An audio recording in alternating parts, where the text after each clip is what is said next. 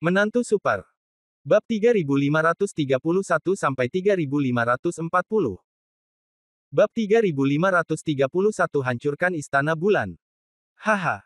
Pria Merkuri itu tersenyum dan melihat ekspresi tertarik Han San Qian.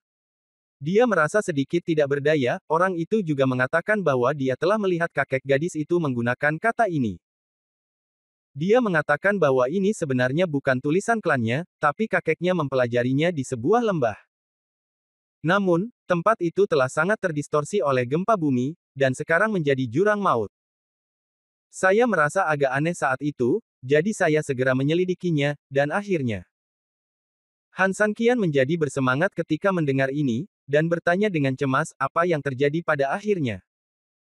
Pada akhirnya, itu memang sebuah jurang maut, dan kemudian, aku datang ke sini. Pria Merkuri itu tidak mau mengatakannya. Han San Qian tertegun sejenak, tetapi ketika dia menyadarinya, dia hampir tidak tertawa terbahak-bahak. Orang yang menjalin hubungan itu tertipu sampai saat ini oleh kombinasi keadaan yang aneh.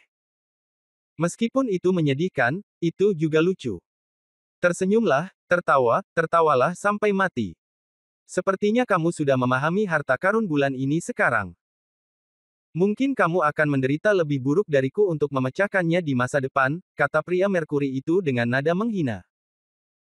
Han San Qian tersenyum, jangan khawatir, saya tidak begitu terobsesi dengan Anda. Bagi saya, hal ini hanya acak. Jadi sekarang Anda masih memiliki kesempatan untuk memikirkan baik-baik apakah akan menyerahkan barang ini kepada saya. Mungkin itu sungguh. Tidak ada yang tahu apakah itu akan mengenai tanganku. Pria Merkuri itu memutar matanya, apakah saya punya pilihan? Jika saya punya pilihan, saya tidak akan memberikan ini kepada siapapun. Saya menyimpannya untuk diri saya sendiri. Baunya enak. Sayang sekali aku tidak punya pilihan. Kalau aku menyimpannya di sini, itu hanya akan membusuk dan bau. Apa gunanya? Sebaliknya, aku memberikannya kepadamu. Bahkan jika kamu benar-benar mengambilnya kembali sebagai tirai pintu, setidaknya itu dianggap sebagai hadiah. Anda telah menambahkan sesuatu ke rumah Anda. Mendengar perkataan pria Merkuri itu, Han San Qian mengangguk, oke, saya akan sangat berterima kasih. Saya akan menerimanya. Begitu dia selesai berbicara, Han San Qian menggerakkan tangannya, dan kemudian, tirai pintu, langsung terbang kembali ke dalam kotak. Segera setelah dia menutup kotak itu, cahaya keemasan yang dipancarkannya perlahan menghilang dalam sekejap. Panggilan. Han San Qian mundur lagi, dan cahaya giok di tubuhnya tiba-tiba memasuki tubuhnya, batu bata di dinding jatuh ke tanah, dan semuanya kembali ke tampilan sebelumnya. Monyet telah mendapatkannya, dan harta bulan telah diberikan kepadamu. Entah itu aku atau Zhang Guoxi, aku khawatir setidaknya keinginan terakhir telah terpenuhi. Kita pergi, dan kita harus mengikuti angin. Han San Qian, sudah hampir waktunya kamu pergi. Ada 4 Raja Surgawi dan Yuan Dewa Matahari dalam perjalanan menuju Suntan. Harap berhati-hati. Jika kamu ingin menghancurkan tempat ini suatu hari nanti, penuhi permintaan kami. Setelah mengatakan itu, dia menggumamkan sesuatu dalam hati, dan kemudian sebuah kunci terbang keluar dari tempat gelap di depan Han San Qian. Ini adalah kunci dari kotak itu. Meskipun aku tidak menyangka kotak itu akan terbuka di depanmu, bagaimanapun juga, keduanya adalah set yang sama. Han San Qian tersenyum dan memegang kunci di tangannya dengan tangan yang ringan, saya telah menuliskannya. Anda dapat yakin bahwa saya akan membawa tulang Anda kembali ke dunia Bafang untuk dimakamkan kembali. Oke. Merkuri Man memandang Han San Qian dengan kepuasan, dengan senyuman dan cinta di matanya, mereka bilang pria mencintai wanita, tapi sejujurnya, saat aku melihatmu, aku lebih mencintaimu daripada wanita. Anda. Alangkah baiknya jika saya masih hidup. Sekalipun saya tidak memenuhi syarat untuk memiliki putra dengan kemampuan seperti Anda, itu sudah cukup jika saya dapat menerima Anda sebagai murid atau mengenali Anda sebagai saudara. Saya sangat menantikan untuk bisa melihatmu terus berkembang. Sayang sekali takdirku tidak diberkati. Aku hanya bisa melihatmu untuk terakhir kalinya di sini. Pada titik ini, manusia Merkuri merasa sedih. Han San Qian tersenyum lembut, aku akan mengukir loh batu di depan makammu, makam Du Suyue, dan saudaraku Han Sanqian akan tinggal. Mendengar ini, pria Merkurius itu jelas-jelas terkejut, tetapi setelah merenung sejenak, dia tertawa keras. Oke, saudara Han, saya mengenali Anda sebagai saudara. Hahaha. Manusia Merkuri itu tertawa terbahak-bahak, seluruh tubuhnya tiba-tiba melayang ke udara, lalu meledak tiba-tiba. Cahaya yang kuat tiba-tiba menyengat Han Sanqian dan dia tidak bisa membuka matanya sama sekali. Ketika dia sudah terbiasa sedikit, ketika dia membuka matanya lagi, tidak ada orang Merkuri di sana, apalagi istana aslinya. Selamat jalan, kawan. Suara samar datang dari langit. Han Sanqian mengangkat matanya, hanya untuk melihat bahwa penghalang di kejauhan menghilang. Bab 3532, Keraguan yang harus diselesaikan. Ketika Han Sanqian berjalan keluar dari kolam bulan dan menuju ke kolam matahari, segera setelah dia mengangkat kakinya untuk pergi, air mulai mengalir dari dasar kolam bulan yang kering, dengan cepat memenuhi dasar kolam. Suara-suara aneh terdengar di dalam kolam bulan. Hutan. Ketika dia menoleh ke belakang, dia melihat semburan asap hitam menyebar dari hutan ke udara, dan kemudian menyebar tertiup angin. Han Sanqian tahu bahwa kebencian dari 14 jiwa dewa sejati dan Zhang Guoxi, Du Suyue dan yang lainnya akhirnya dilepaskan. Selama kolam matahari ini dihancurkan lagi, tempat ini akan hilang sepenuhnya, dan semua jiwa undead akan beristirahat dengan damai. Tentu saja, dia juga dapat mempelajari beberapa hal yang sangat perlu dia ketahui dari Tianzi Qiongqi, untuk melengkapi hubungan holistik antara semua petunjuk dan spekulasi. Saat itu, kabut akan hilang seluruhnya. Memikirkan hal ini, Han Sanqian menuju ke penghalang yang menghilang di depannya dengan mata tegas penuh kejahatan. Panggilan. Istana Tuan Kota. Di aula, Zhu Yansuo sedang duduk tegak. Meskipun tubuhnya sangat tegak, dia sebenarnya merasa sangat tidak nyaman di dalam. Setelah beberapa saat, langkah kaki terdengar di depan aula. Dia segera berdiri dan menatap dengan tidak sabar ke 20 orang yang memasuki aula. Bagaimana? Apakah ada berita? Zhu Yansuo bertanya dengan cemas. Lebih dari 20 orang memandang Zhu Yansuo, lalu saling memandang, dan akhirnya menggelengkan kepala dengan susah payah. Hampir semua orang di kota ini telah diberangkatkan, tetapi tidak ada kabar sama sekali. Zhu Yansuo kesal, tidak berdaya, dan bahkan lebih bingung. Brengsek, pecundang, mereka semua pecundang. Aku tidak percaya. Lalu Han Sanqian punya sekelompok besar orang. Bisakah dia menghilang dengan target sebesar itu? Dengar, teruslah mencari. Jangan salahkan aku karena tidak memperingatkanmu. Jika kalian tidak dapat menemukannya, kalian akan bersiap-siap untuk bergerak. Keluar dari sini. Setelah kata-kata itu jatuh, 20 orang itu saling memandang dengan bingung, masing-masing dengan ekspresi yang lebih bermasalah di wajah mereka, tetapi mereka hanya bisa mengangguk kosong. Saat mereka hendak keluar, terdengar suara langkah kaki dan cibiran di dalam balai.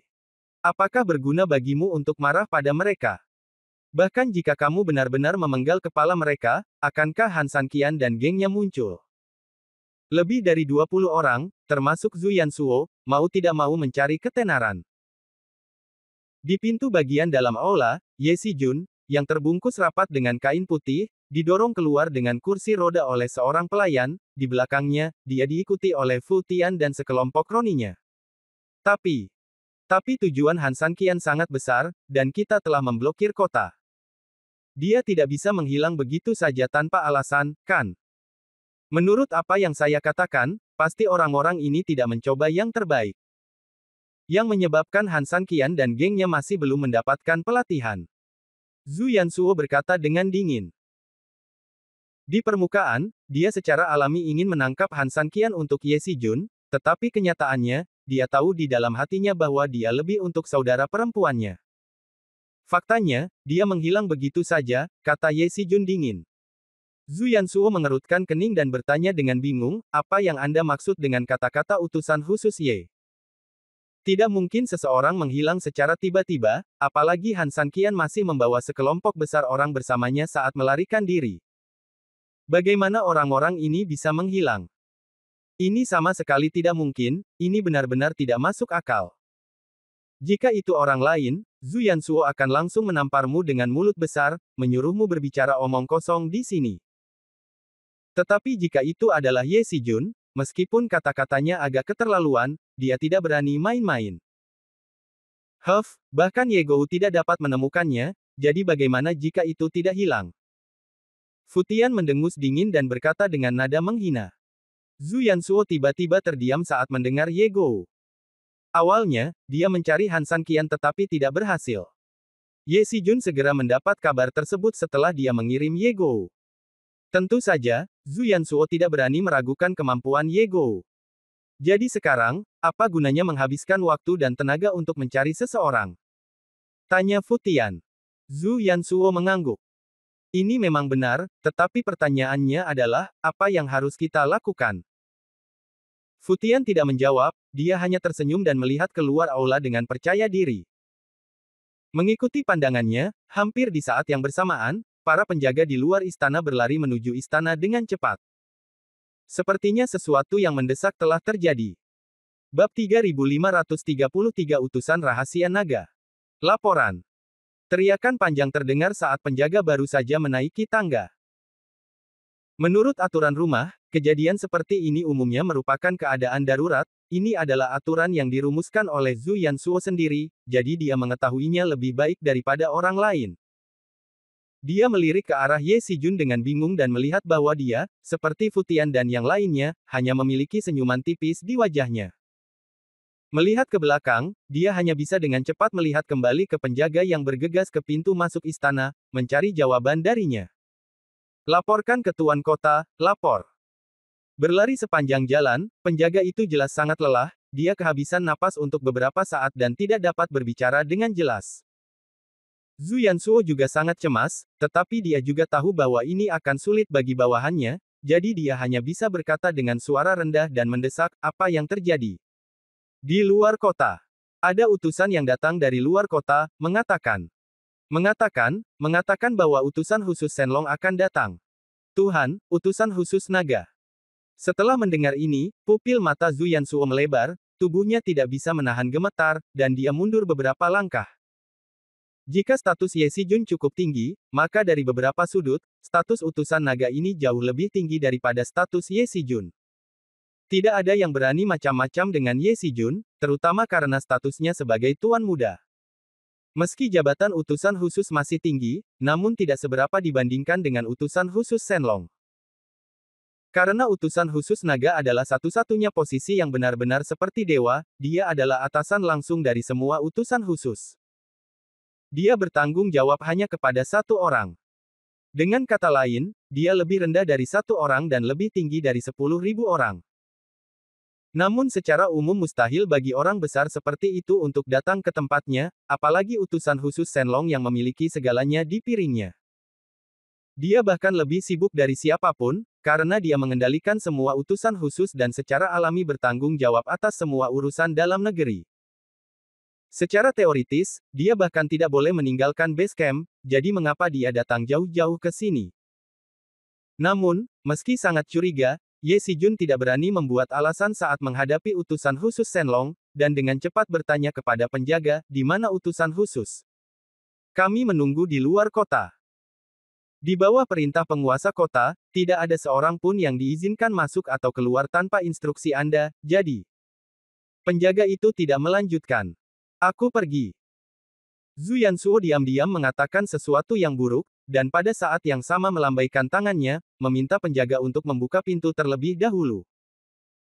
Setelah itu, dia melihat kembali ke para pelayan yang berdiri di sekitar aula, dan tidak bisa membantu tetapi berkata dengan cemas, mereka semua berdiri di sini dalam keadaan linglung. Apa yang harus dilakukan? Cepat siapkan kursi sedan, beri hormat, dan ikut saya menyambut utusan khusus. Setelah mendengar ini, semua pelayan mengangguk dan segera membungkuk dan pergi. Zhu Yansuo tidak berani tinggal lama, jadi dia buru-buru kembali ke rumah untuk mengganti pakaiannya. Kurang dari beberapa saat kemudian, para pengurus rumah tangga telah menyiapkan 8 orang dan tim penyambutan yang panjang di depan aula utama. Pada saat itu, ada band, bunga, dan orang yang memegang bendera, dan ada lebih dari 100 orang. Jelas bahwa skalanya sangat besar.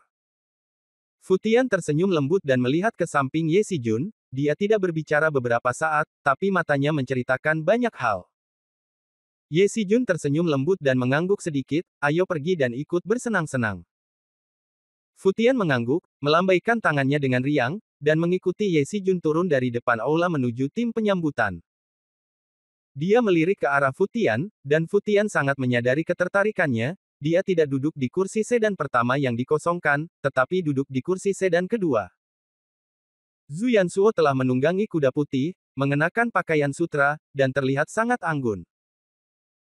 Dengan lambaian tangan dan nyanyian wadah ritual, seluruh tim berlari menuju gerbang kota dengan perkasa. Ye Xijun sepertinya tidak merasa sakit karena lengannya patah atau dipukul, dia berbaring di atas sedan dan bergoyang bersamanya, wajahnya penuh kebanggaan. Ketika dia melihat sekeliling, dia melihat Fu Tian menatapnya dengan seringai di wajahnya. Ye Xijun tersenyum, mengapa kamu begitu bahagia? Tentu saja aku senang jika kamu bahagia, Fu Tian menjilat dengan sangat patuh. Ye Xijun tidak berkata apa-apa, dia memalingkan wajahnya dan melihat ke langit di depannya, senyumnya berangsur-angsur berubah menjadi sinis, hal-hal yang telah diambil akan diambil kembali 2 kali, bagaimana mungkin aku tidak bahagia? Han San Qian, aku akan bermain denganmu sampai akhir. Jangan bilang anakmu menghilang. Bahkan jika anakmu berubah menjadi seperti ini, aku pasti akan membencimu. Begitu dia selesai berbicara, Ye Xijun mengerahkan kekuatan pada tangannya, dan jari-jarinya langsung mengeluarkan suara berderak. Segera, gerbang timur telah tiba, dan dengan teriakan Zhu Yansuo, seluruh gerbang kota perlahan terbuka. Bab 3534 semua untuk Han San Qian. Saat gerbang kota terbuka, di luar gerbang kota, 4 anak laki-laki sedang memegang platform teratai di bahu mereka. Platform teratai ini panjangnya sekitar 2 meter, dengan total 9 lantai, setiap lapisan bunga teratai dibuat dengan cermat dan tumpang tindih hingga ke puncak platform teratai. Bagian atas meja terbuat dari batu giok dan dikelilingi oleh tirai. Di antara tirai tersebut, seseorang sedang duduk dengan tenang. Dia duduk bermeditasi dengan lutut terlipat, kedua tangan terkepal, dan topi bambu bundar di kepalanya, tampak menakutkan dan aneh. Wajah keempat anak itu pucat, seperti diolesi lilin, pipinya diolesi warna merah yang menjijikkan, dan ada titik merah di tengah dahi. Keempat anak itu memiliki kepang ganda, seperti 2 meriam yang menjulang ke langit. Utusan khusus Shenlong ada di sini, kenapa kamu tidak segera berlutut? Begitu pintu dibuka, keempat anak laki-laki itu meraung dengan dingin. Pada saat yang sama, bunga teratai tiba-tiba berjatuhan entah dari mana di langit dan mengelilingi mereka. Zhu Yansuo tidak berani gegabah sedikit pun, dan buru-buru melompat dari kudanya, dengan hormat berlutut ke arah platform teratai, dan tidak dapat menahan diri untuk tidak berteriak, Zhu Yansuo telah melihat utusan khusus naga ilahi, dan utusan khusus naga ilahi utusan diberkati. Begitu Zhu Yansuo berlutut, semua anggota rombongan dari seluruh tim secara alami berlutut dan berteriak serempak, salam utusan naga. Di antara kerumunan, hanya Ye Xijun yang berada di baris kedua yang masih berbaring santai di kursi sedan. Hanya Fu Tian dan kerabat dekat lainnya di sebelahnya yang berlutut di tanah seperti orang lain. Tuan kamu. Zhu Yansuo sangat menarik perhatian, tentu saja, orang-orang di platform teratai juga melihatnya, dan suara lembut dan anggun datang dari teratai, seperti suara alam, tetapi ternyata itu adalah suara wanita. Begitu dia selesai berbicara, kaki keempat anak laki-laki itu melebar sedikit. Meski amplitudonya sangat kecil, setidaknya hal itu membuat platform teratai di bahu mereka sedikit turun. Segera, keempat anak laki-laki itu berdiri lagi. Dengan cara ini, platform teratai tampak seperti kepala manusia yang sedikit mengangguk, yang dianggap sebagai utusan khusus naga yang menyapa Ye Xijun. Dilihat dari posisinya, Ye Xijun tentu saja harus berlutut dan menghormatinya, tetapi semua orang tahu status sebenarnya Ye Xijun, jadi meskipun etiket sekuler tidak bisa dihindari, dia harus menyapanya dengan sopan. Elder Shenlong. Ye Xijun juga tersenyum sedikit dan membungkuk sedikit ke platform teratai. Zhu tidak tahu bahwa utusan khusus naga dewa akan datang, jadi dia tidak datang jauh untuk menyambutnya, jadi dia meminta utusan khusus naga dewa untuk menghukumnya. Zhu Yansuo membenamkan kepalanya dan berkata dengan keras. Saya datang ke sini tanpa memberitahu Anda sebelumnya, jadi saya bisa dibebaskan dari kejahatan. Situasi di kota saat ini istimewa, dan menutup pintu dengan hati-hati adalah demi seleksi. Ada apa dengan Tuan Kota Zhu? Semuanya, tolong bangun. Segera setelah utusan khusus Shenlong selesai berbicara, semua orang berteriak ya, dan kemudian mereka semua berdiri dengan patuh. Naga ilahi telah datang jauh-jauh, silakan beristirahat di mansion. Setelah mengatakan ini, Zhu Yan berkata dengan keras kepada bawahannya, bangunlah kursi sedan dan mainkan musik. Dengan suara alat musik, pada saat yang sama, tim secara otomatis mundur menjadi dua baris untuk memberi jalan bagi utusan khusus Shenlong dan rombongannya untuk pergi terlebih dahulu. Melihat platform teratai tidak bergerak, Ye Xijun tersenyum lembut dan memberi isyarat mengundang, lalu keempat anak laki-laki itu menggerakkan kaki mereka dan membawa platform teratai menuju istana Tuan Kota. Mengatakan keempat orang ini sungguh jahat, walaupun berjalan di atas tandu, mereka hanya menyentuh tanah dengan jari kaki dan tumit terangkat, sungguh aneh dan menambah sedikit keanehan. Kecepatan mereka sangat cepat, dan mereka bisa mencapai hampir puluhan meter dalam satu lompatan. Namun, semua orang tidak terkejut dengan hal ini. Zhu Yansuo melihat utusan khusus Shenlong telah berjalan terlebih dahulu, dengan lambaian tangannya, dia memerintahkan pasukan untuk mengikutinya, dan sambil menabuh gong dan genderang, mereka menuju ke rumah yang ramai. Meski istana Tuan Kota saat ini tidak dihiasi lampu dan dekorasi, barisan penjaga dan pelayan sudah menunggu di depan pintu. Sesampainya di aula utama penguasa kota, para pelayan istana segera membuat teh, meletakkan piring buah di atasnya, lalu buru-buru pergi. Dan hampir pada saat yang sama ketika mereka mundur, platform teratai 9 lantai perlahan jatuh di depan pintu istana. Kelopak bunga teratai berterbangan di langit lagi, dan kemudian, tirai di platform teratai perlahan terbuka, dan keempat anak laki-laki itu berlutut sedikit, selamat datang di utusan khusus naga. Saat dia selesai berbicara, pria yang duduk di platform teratai perlahan berjalan ke bawah. Meski bertelanjang kaki, namun kakinya seputih giok akar teratai dan sangat halus. Yang terpenting dia berpakaian biru, seperti peri. Meski topi rendah di kepalanya menutupi wajahnya, jika Han Sanqian ada di sana. Saat ini, Anda pasti akan terkejut. Dia mengangkat tangannya sedikit dan dengan lembut melepas topi bambunya. Bab 3535 Si Naga Cantik. Ciri wajahnya tiga dimensi dan sempurna, dengan kecantikan eksotik yang unik. Meski ada cadar tipis di wajahnya, ia tak kuasa menahan matanya yang biru langit seperti permata, dipadukan dengan pakaian biru, kulit putih, misterius. Sosok dan kaki putih ramping. Semua pria yang hadir, termasuk lelaki tua yang sudah agak tua, memiliki keinginan untuk bertarung. Kedua pemuda itu, Ye Xijun dan Zhu Yansuo, mengerutkan alis, membuka mulut sedikit, dan mata mereka tertuju pada tubuhnya tanpa bergerak sama sekali. Kecantikan yang sesungguhnya. Meskipun kain kasa menutupi wajahnya, tidak ada yang bisa melihat penampilannya dengan jelas. Namun jika Anda melihat sekilas puncak gunung es, Anda juga bisa mengetahui keindahan gunung es tersebut.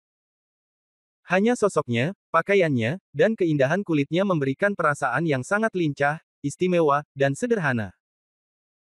Sulit untuk mendeskripsikannya secara detail, namun rasanya seperti bermandikan angin dingin di cuaca musim panas yang terik.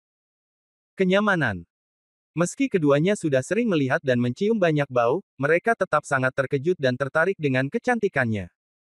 Ye Xijun mau tidak mau menelan ludahnya. Meskipun dia berada di kapal yang sama dan memiliki banyak korespondensi dengan utusan Shenlong, sebagian besar waktu itu hanya masalah rutin. Dia belum pernah melihat kemunculan utusan Shenlong. Lulus. Dia selalu berpikir bahwa pihak lain pastilah seorang lelaki tua, tipe lelaki tua yang matanya penuh kejahatan, tetapi dia tidak menyangka bahwa ketika mereka bertemu di menara gerbang tadi, dia mendengar bahwa itu adalah seorang wanita.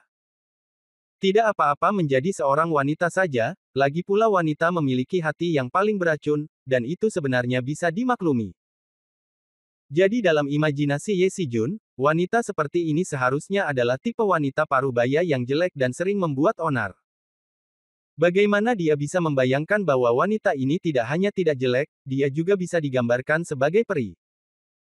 Xia Wei melarikan diri, dan datanglah wanita cantik berbaju biru, Tuhan masih baik padanya Ye Xijun. Mata Zhu Yansuo saat ini terbakar, dan mulutnya kering. Meski kecantikan wanita itu menyegarkan, tubuhnya seperti gunung berapi yang meledak. Jelas sekali gadis ini bisa menginspirasi sisi liar pria manapun meski dia bertopeng. Setelah melirik ke arah kerumunan, wanita cantik berbaju biru berjalan perlahan menuju aula dengan kaki rampingnya. Futian menabrak Ye Xijun dengan lembut, yang membuat Ye Xijun, yang tenggelam dalam kecantikan dan tidak bisa melepaskan diri, terbangun. Melihat bahwa dia telah memasuki istana, dia segera mengikutinya. Zhu Yansuo memimpin sekelompok roni yang tidak berani mengabaikan sama sekali dan buru-buru mengikutinya ke istana. Di aula, wanita cantik berbaju biru tidak duduk di tengah, melainkan ragu-ragu sejenak di depan kursinya, seolah menunggu sesuatu. Tapi sebelum dia bisa berbicara, Ye Xijun sudah duduk di kursi di sebelahnya, jelas menyerahkan kursi itu kepada wanita cantik berbaju biru. Meski status utusan khusus Shenlong memang tinggi, namun tidak bisa dibandingkan dengan statusnya sebagai tuan muda. Wajar jika kecantikan berbaju biru memikirkannya sebelum mengambil tempat duduknya. Tapi dia tidak menyangka Ye Xijun akan bertindak lebih cepat dan sudah mengungkapkan niatnya dengan tindakan. Si cantik berbaju biru mengalihkan pandangannya, dan dengan dukungan 4 anak laki-laki, dia duduk di tengah. Tuan Kota Zhu, kudengar kamu dalam masalah. Si cantik berbaju biru membuka bibir merahnya dengan ringan, tapi Ye Xijun sangat ingin melihat melalui tabir, berharap bisa melihat sekilas wajah aslinya. Zhu Yansuo, sebaliknya, hanya bisa berlutut dengan cepat dan berkata tanpa daya, itu karena ketidakmampuan bawahanku. Kali ini, pengepungan kali ini tidak hanya gagal, tetapi para bajingan itu terluka dan melarikan diri. Kami mengirim orang untuk mencari di seluruh kota, tapi... Sebelum dia selesai berbicara, wanita cantik berbaju biru tiba-tiba berbicara dengan lembut, menyela kata-kata Zhu Yansuo, jika Anda bahkan tidak dapat menemukan seseorang di malam hari, apa gunanya mengirimkan tenaga tambahan? Zhu Yansuo berkeringat deras, dan seluruh tubuhnya panik, karena takut dihukum. Dia juga tahu bahwa Ye Xijun baru saja membalas kata-kata ini, dan mengatakannya lagi tidak akan mengubah nasibnya, tapi apalagi yang bisa dia lakukan saat ini. Waktu. Tuan Kota Zhu, sebaiknya kamu diam. Pada saat ini, Ye Xijun tiba-tiba tersenyum, bukankah utusan khusus naga datang? Menghilang. Coba saya lihat bagaimana mereka bisa menghilang. Setelah menyelesaikan kata-katanya, Ye Xijun dengan bangga mengalihkan perhatiannya ke keindahan dalam warna biru. Bab 3536, Pakaian Biru Memikat Jiwa. Setelah mendengar ini, kecantikan berbaju biru tidak berubah sama sekali, dia hanya melihat Zhu Yansuo di tanah. Ya, dia bergegas ke sini kali ini sebagai tanggapan atas permintaan Ye Xijun untuk datang ke Gailocheng untuk mencari sekelompok orang yang hilang. Ye Xijun mengirimkan permintaan bantuan mendesak beberapa jam yang lalu. Ketika atasan mengetahuinya, mereka bahkan mengirimnya untuk mengambil tindakan secara pribadi. Dia tahu betul bahwa apapun yang memungkinkan dia mengambil tindakan secara langsung pasti mendesak dan penting, jadi dia tidak berani melebih-lebihkannya dan bergegas. Tentu saja, ketika dia datang ke sini, dia pasti tidak bangga pada apapun, meskipun dia punya caranya sendiri untuk melakukannya. Jika itu terjadi di masa lalu, dia mungkin akan penuh percaya diri dan bahkan sedikit sombong ketika dia menanggapi tatapan bangga Ye Xijun saat ini. Kalau dipikir-pikir, akar kota ini sekarang berwarna merah, dan ada begitu banyak orang yang cakap dan orang asing. Selain itu, Tuan Ye secara pribadi memimpin tentara dan jenderal elit Ye. Sederhananya, kedua kekuatan tersebut digabungkan menjadi satu kekuatan, yang sangat ganas. Dengan kekuatan mereka sebenarnya lebih dari cukup untuk menghadapi kota besar, apalagi mengepung orang lain. Tapi ini sebelumnya, setelah bertemu seseorang, dia benar-benar berhenti tumbuh dewasa. Meski masa-masa itu mungkin merupakan saat-saat paling membahagiakan dan paling menyedihkan dalam hidupnya, tidak dapat dipungkiri bahwa itu adalah saat-saat yang paling tak terlupakan dalam hidupnya. Orang itu membuatku bahagia, membuatku khawatir, dan mengajariku banyak hal. Di antaranya yang terpenting adalah jangan sombong di hadapan siapapun, jika tidak suatu saat akan menghadapi bencana. Banyak orang mungkin memahami kebenaran, tetapi pemahaman dan pemahaman sebenarnya adalah dua hal yang berbeda. Yang pertama berarti Anda mengetahui rasionalitas dan keaslian kebenaran ini, sedangkan yang kedua berarti Anda pernah mengalaminya secara pribadi. Jelas sekali, dia adalah yang terakhir. Pria itu menggunakan tindakannya sendiri untuk menyegarkan kembali pemahaman dan pengetahuannya tentang hal ini berulang kali, dan juga menggunakan tindakannya sendiri untuk menghukum berat orang-orang yang meremehkannya atau yang sombong dan berpuas diri di hadapannya. Sekalipun ratusan ribu pasukan seperti ini, bagaimana dia berani mempercayakan mereka? Bisakah Anda ceritakan tentang situasinya hari itu? Si cantik berbaju biru memandang Zhu Yansuo dan bertanya dengan lembut. Zhu Yansuo hendak berbicara. Di sampingnya, Ye Xijun terbatuk sedikit, jelas bermaksud menghentikannya. Lalu dia berkata dengan keras, prosesnya cukup sederhana. Setelah selesai berbicara, Ye Xijun menceritakan detail pertempuran yang menghancurkan kuil hari itu. Selama prosesnya, dia terus menatap wanita cantik berbaju biru itu.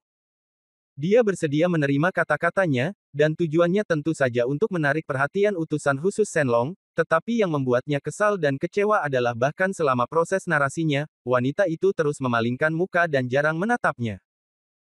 Sampai dia selesai berbicara, dia masih melamun, tidak menganggap dirinya serius sama sekali. Mata Ye Xijun terbakar dan giginya terkatup. Tapi dibandingkan dengan kemarahan Ye Xijun, kecantikan berbaju biru tidak peduli sama sekali saat ini, wajahnya sedingin es, tapi hatinya bergejolak. Sangat mirip, sangat mirip, sangat mirip. Mereka semua begitu kuat sehingga tak tertandingi di dunia, mereka semua begitu berani dan berani melawan ribuan tentara, mereka semua begitu sombong dan marah pada dunia, mereka sangat keren dan tidak terkendali. Faktanya, dia seharusnya juga datang ke negeri iblis, jadi banyak hal yang cocok. Ketika dia memikirkan hal ini, kecantikan berbaju biru terasa sedikit bersemangat, dan tiba-tiba ada harapan di matanya. Namun detik berikutnya, matanya dipenuhi keputusasaan dan kesedihan. Apa yang Anda pikirkan? Biarpun itu dia, lalu kenapa? Bolehkah aku pergi menemuinya sendiri? Apakah kamu berani bertemu dengannya lagi? Haha, itu hanya pahit. Terlebih lagi, meskipun aku membenci segalanya, tidak menginginkan wajah ini, tidak menginginkan kehidupan ini, atau bahkan mempertaruhkan segalanya untuk melihatnya, apakah ada gunanya? Saya khawatir dia tidak akan bahagia, dan bahkan mungkin ingin bunuh diri. Beberapa orang ditakdirkan untuk menjadi orang yang lewat, tetapi orang yang lewat ini justru lebih penting daripada siapapun di sekitar Anda. Terkadang segala sesuatu di dunia ini begitu indah, selain meratapi kerasnya hidup, apalagi yang bisa kamu lakukan. Memikirkan hal ini, matanya yang terbenam pulih sedikit dan mendapatkan kembali kilauannya sekarang. Dia mengangkat matanya dan menatap ke arah Ye Xijun dengan ekspresi yang agak rumit.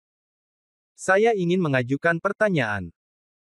Melihat bahwa dia akhirnya menatapnya, kemarahan Ye Xijun yang tak ada habisnya langsung menghilang dan berubah menjadi kegembiraan dan kegembiraan, oke.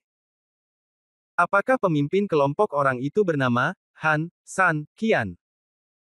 Bab 3537 Dewi punya mimpi. Bagaimana kamu tahu? Zhu Yansuo tiba-tiba terkejut. Utusan khusus Shenlong baru saja tiba di sini, dan dia tidak berkomunikasi dengan orang-orang di kota selama seluruh proses. Ketika Ye Xijun menceritakan prosesnya, dia mengganti nama Han San Qian dengan Jalang selama seluruh proses.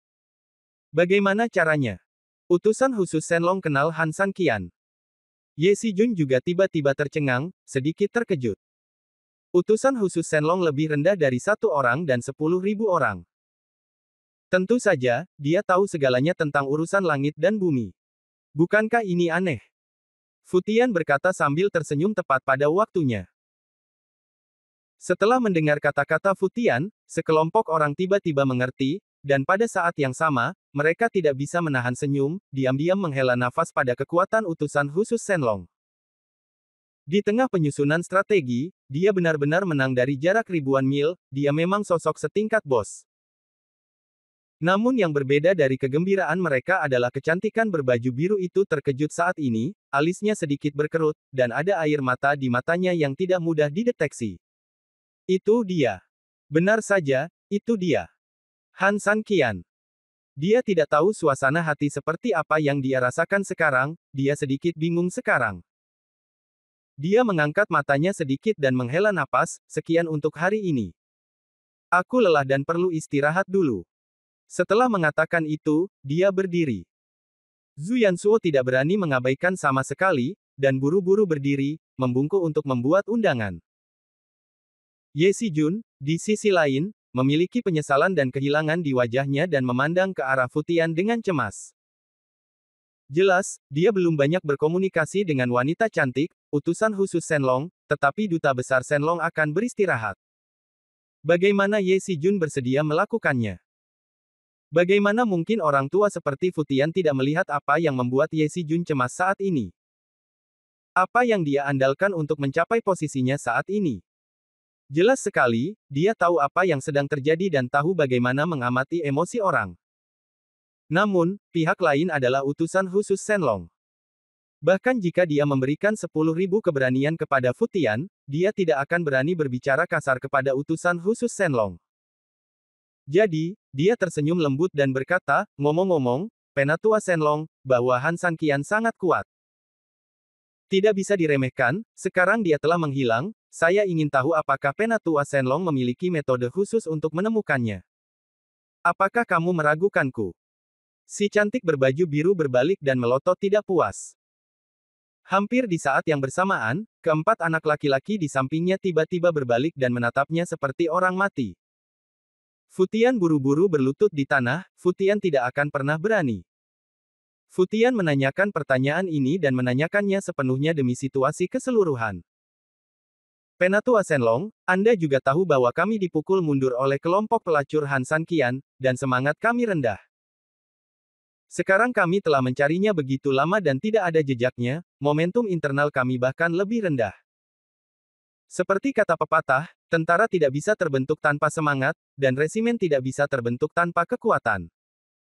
Kalau semangatnya hilang, hati rakyat juga akan tercerai-berai.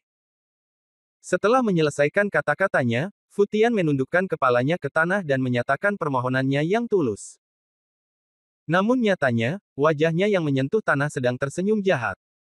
Ye Xijun juga cukup senang dan puas. Futian, si rubah, memang sangat terampil dan tahu bagaimana menemukan kesempatan untuk tetap menjadi utusan khusus Shenlong untuk sementara. Keempat anak laki-laki itu akan mengambil tindakan segera setelah mereka mendengar kata-katanya, tetapi si cantik berbaju biru menarik keempat anak laki-laki itu kembali dengan sedikit sentuhan tangannya, dan kemudian menatap semua orang yang hadir dengan sedikit juling. Melihat bahwa meskipun semua orang tidak berbicara, mereka jelas menatapnya dengan penuh semangat, wanita cantik berbaju biru tersenyum lembut. Yah, karena kalian semua ingin tahu, tidak ada salahnya memberitahumu. Matahari harus memiliki bayangannya, dan bulan harus memudar. Si cantik berbaju biru berkata dengan dingin, lalu menambahkan, apapun, selama masih ada, pasti ada akarnya. Yang saya cari adalah hal mendasar. Begitu dia selesai berbicara, dia melambaikan tangannya dan berbalik dan berjalan menuju bagian belakang istana. Zhu Yansuo tidak mengerti apa maksudnya, tapi sekarang dia hanya bisa meminta utusan khusus Shenlong untuk beristirahat di aula belakang. Utusan Shenlong memiliki status terhormat. Meskipun dia tiba dengan tergesa-gesa, Zhu Yansuo telah mengatur ruang atas sebelum pergi. Itu adalah ruang atas paling mewah di istana tuan kotanya. Dekorasinya bahkan tidak 100 kali lebih mewah daripada kamar tidur utamanya sendiri. Namun, baru beberapa langkah keluar dari pintu samping istana, wanita berbaju biru itu tiba-tiba berhenti. Zhu Yansuo sedikit bingung. Dia kembali menatapnya dan berkata, Sen. Penatua Shenlong, ada apa? Apakah Anda tidak puas? Apakah Han San Qian pernah tinggal di sini sebelumnya? Dia bertanya. Zhu Yansuo terkejut, ini. Bagaimana utusan khusus Shenlong tahu? Sebelum Zhu Yansuo sempat menjawab, kata-kata wanita cantik berbaju biru membuatnya hampir meragukan hidupnya. Bab 3538, dia ingin tinggal di sana. Kalau begitu bawa aku ke kamar tempat dia tinggal. Aku akan tinggal di sana, kata wanita cantik berbaju biru lembut. Mendengar ini, Zhu Yansuo ragu apakah dia salah dengar. Utusan khusus Shenlong ingin tinggal di tempat tinggal Han San Qian. Ada apa? Apakah ada masalah? Melihat Zhu Yansuo tidak menjawab, wanita cantik berbaju biru mau tidak mau bertanya dengan sedikit tidak senang. Zhu Yansuo buru-buru sadar kembali dan menyangkal dengan senyuman meminta maaf, ini. Tentu saja tidak ada masalah. Utusan khusus Shenlong berkata, apalagi tinggal di sana, tidak masalah dimanapun di istana Tuan Kota. Hanya saja bawahanku kurang paham bahwa villa tempat tinggal Han San Qian memang disiapkan untuk para VIP, namun pada akhirnya mereka hanyalah VIP. Dibandingkan dengan statusmu sebagai utusan khusus Shenlong, lalu ini seperti hidup di langit dan bumi. Tinggal di tempat seperti itu, aku takut kehilanganmu, kata Zhu Yansuo tak berdaya. Tidak seperti tinggal di manapun. Apakah lebih baik tidur di rumah emas daripada di rumah perak? Kata wanita cantik berbaju biru dengan tenang dan dingin. Setelah dia selesai berbicara, dia sepertinya teringat sesuatu. Dia ragu-ragu sejenak, dan nadanya sedikit melunak, dan dia berkata, hanya ketika kamu mengenal dirimu sendiri dan musuhmu, kamu dapat menang dalam setiap pertempuran. Selain itu, belum apakah dia menghilang sekarang? Pergi dan lihatlah ke dalam kamar tempat dia tinggal. Mungkin aku akan menemukan sesuatu. Mendengar ini, Zhu Yansuo menamparkan wajahnya dengan tamparan ringan, dan berkata sambil tersenyum, oh, mengapa saya melupakan ini? Utusan khusus Shenlong memang utusan khusus Shenlong, dan dia benar-benar ingin menjadi lebih baik daripada utusan khusus Shenlong. Kami para idiot jauh lebih bijaksana. Mengapa kamu tidak memimpin? Oke, Penatua Shenlong, ikut saya. Anjing malam harus mencium aroma Han San Qian sebelum dia bisa segera mengejar pria itu. Kalau dipikir-pikir, utusan khusus Shenlong kemungkinan besar menggunakan metode serupa sekarang. Mungkin karena Han San Qian telah benar-benar menghilang, metode utusan khusus Shenlong lebih rumit daripada metode Ye Gou sebelumnya. Setelah memikirkan hal ini, Zhu Yansuo secara alami tidak memiliki keraguan sama sekali. Kuan berpikir bahwa dia tidak berani menunda acara penting tersebut, jadi dia membawa keindahan berbaju biru ke taman lain. Tak lama kemudian, rombongan sampai di pintu sayap timur villa. Ini dia, Penatua Shenlong. Zhu Yansuo mendorong pintu hingga terbuka, membungkuk, dan tersenyum antusias. Si cantik berbaju biru mengangkat matanya dan melihat ke dalam ruangan.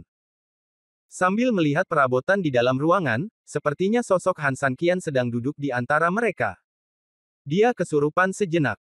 Melihatnya seperti ini, Zhu Yansuo tidak berani mengganggunya sama sekali. Dia melambaikan tangannya sedikit untuk memberi isyarat kepada bawahannya untuk pergi. Kemudian, dia juga membungkuk dan berkata, kalau begitu bawahanku tidak akan mengganggumu, Penatua Shenlong, dari istirahatmu. Setelah mengatakan ini, Zhu Yansuo juga mundur bersama kelompok pelayannya.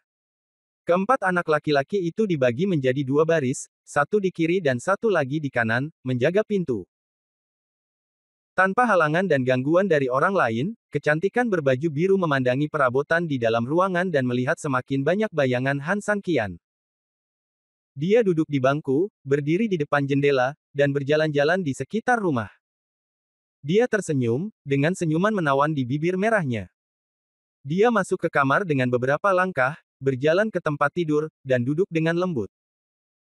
Tangan seperti batu giok dengan lembut membelai spray di tempat tidur, keindahan mata birunya sedikit melamun, dan senyuman yang menggantung di sudut mulutnya sedikit mabuk. Dia tahu bahwa Han San Qian pernah beristirahat di sini, dan dia juga berbaring di tempat tidur ini. Mengelus spray itu seperti membelai bayangan Han San Qian yang pernah terbaring di tempat tidur. Tiba-tiba, dengan senyuman di wajahnya, air mata cerah perlahan mengalir di pipinya dari mata kanannya. Tetesan air matanya sangat jernih, seperti mutiara, sangat indah. Dia menarik napas dan sedikit terisak. Sebenarnya aku sama sekali tidak membutuhkan aromamu untuk menemukanmu. Aku hanya ingin datang. Sampai jumpa. Setelah menyelesaikan kata-katanya, dia mengangkat kepalanya sedikit untuk mencegah air mata jatuh lagi. Tapi, aku minta maaf. Begitu dia selesai berbicara, tangan gioknya yang lembut tiba-tiba membuat cakar yang tajam, menyebabkan beberapa goresan langsung muncul di spray. Bahkan papan tempat tidur sekarang memiliki 5 sidik jari tersisa di atasnya. Matanya dipenuhi dengan keganasan. Saat ini, Han Sanqian di sisi lain. Bab 3539, situasinya berubah. Setelah keluar dari Danau Bulan, Han Sanqian menuju ke arah Sultan dengan Taoti of Evil. Entah kenapa, Han Sanqian bersin dan bersin di sepanjang jalan dan mengira dia sedang flu. Tapi ini jelas tidak masuk akal. Dengan tubuh Han Sanqian, sangat mustahil untuk tinggal di Istana Bulan selama 10 atau 100 tahun, apalagi tinggal di Istana Bulan untuk sementara. Nenek, siapa yang membicarakanku? Setelah menyeka hidungnya, Han Sanqian merasa sedikit tertekan. Dia secara resmi telah melewati penghalang yang menghilang dan memasuki tanah berjemur dengan kaki terangkat. Dibandingkan dengan Danau Bulan, lingkungan Danau Matahari jauh lebih baik, mungkin karena datarannya yang lebih tinggi, rawa yang lebih sedikit, jalan yang lebih mudah untuk dilalui, dan tanaman yang lebih hijau. Kadang-kadang, Han Sanqian bisa melihat berbagai burung dan binatang di hutan, atau ketika dia melihat ke atas, sinar matahari yang cerah menyaring lapisan awan di atas kepalanya. Jika Anda mengatakan ini bukan berjemur tetapi atraksi alam, saya yakin itu akan terjadi. Tidak ada yang akan ragu. Namun, ada beberapa hal yang jelas tidak bisa dianggap begitu saja. Dengan kata lain, semakin tenang keadaan di permukaan, semakin ganas pula bahaya yang tersembunyi. Meskipun Han Sanqian melihat pemandangan di mana-mana sepanjang jalan, kenyataannya, kesadarannya selalu ada di luar sana, dengan hati-hati menjaga dari kemungkinan serangan dan krisis diam-diam. Manusia Merkurius berkata bahwa ada 4 raja surgawi dalam perjalanan menuju Sultan.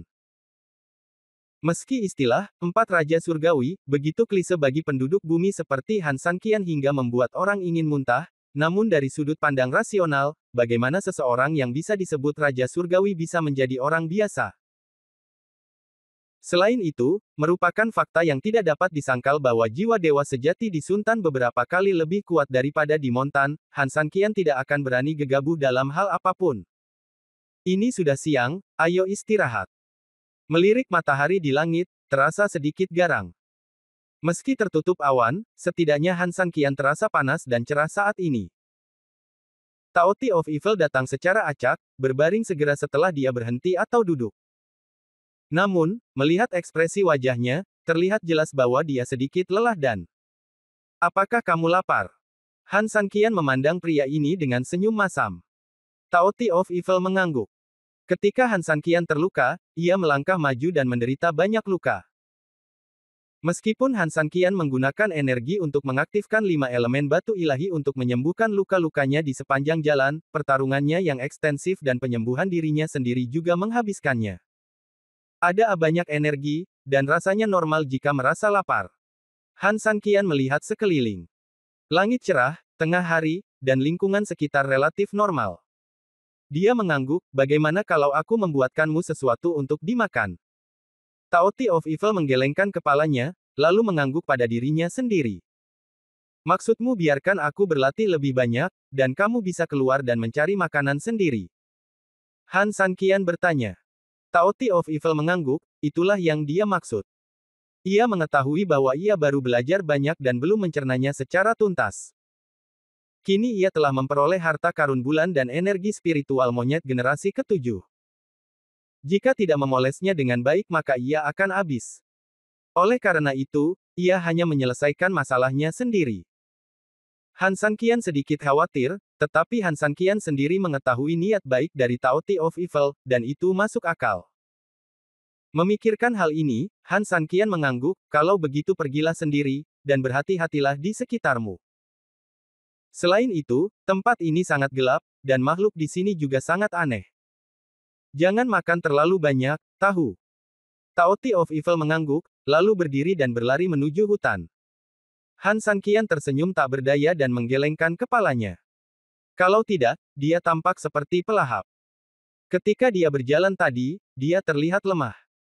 Bahkan ketika dia sedang duduk dan beristirahat, dia tampak seperti sedang sekarat. Tetapi ketika menyangkut makan, orang ini langsung dibangkitkan dengan darah penuh. Lupakan saja, jika ingin makan, Han San Qian tentu saja perlu makan juga.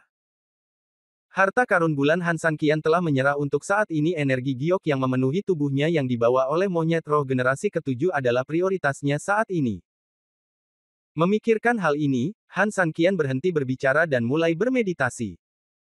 Semburan cahaya giok dengan cahaya ilahi warna-warni keluar dari tubuhnya lagi. Namun hampir pada saat itu, tiba-tiba langit dipenuhi angin dan awan yang menderu-deru, yang semula cerah, namun dalam sekejap, awan gelap datang. Bab 3540, Angin dan Api yang Sombong. Merayu. Merayu. Entah itu deru angin atau jeritan hantu, semburan suara yang menyedihkan dan tajam datang dari segala arah saat ini. Pada saat ini, seluruh dunia tiba-tiba berubah dari siang hari menjadi senja, kelabu dan gelap, dan tidak ada yang terlihat dengan jelas. Hawa dingin yang menggigit juga merupakan kaki tangan terbesar mereka, meniup rumput liar yang berterbangan, membuat bayangan pohon bergoyang, dan angin bertiup.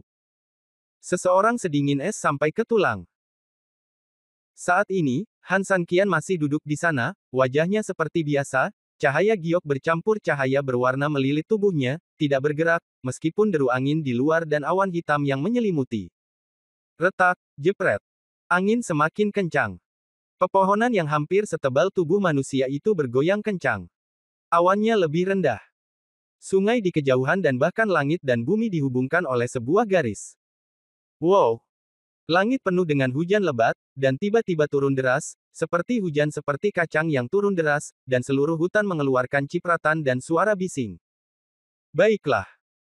Tidak ada hujan di tubuh Han San Qian, ketika dia memejamkan mata, hujan yang turun seolah melupakan tempat ini, mereka semua aktif menghindarinya dan hanya jatuh di sekelilingnya. Setelah beberapa kali jatuh, sebuah lubang seukuran kepalan tangan akan penyok di tanah sekitarnya akibat setiap benturan. Sekitar puluhan menit kemudian, hujan lebat terus berlanjut dan angin kencang terus berlanjut. Namun, di dalam hutan yang sudah tenang, perubahan yang tenang namun besar telah terjadi.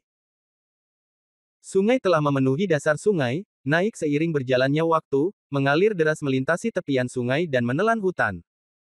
Hutan yang tadinya hijau kini menjadi lautan luas berwarna perak dan putih. Wus, wus.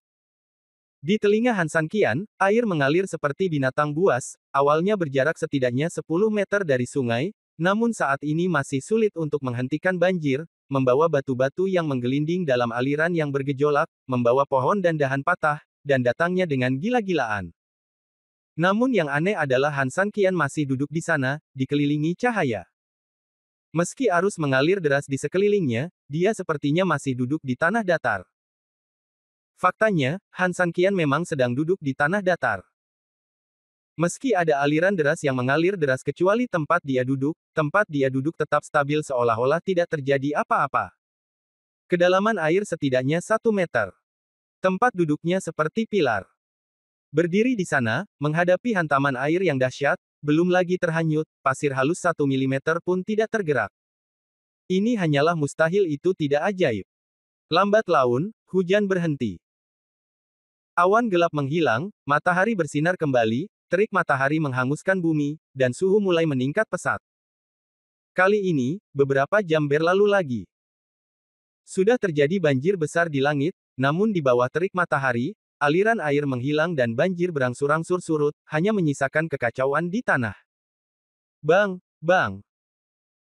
Bumi sedang mengering, tidak hanya aliran air di permukaan yang menghilang, bahkan tubuhnya sendiri pun retak saat mengering, memperlihatkan mulut yang dalam dan bisu.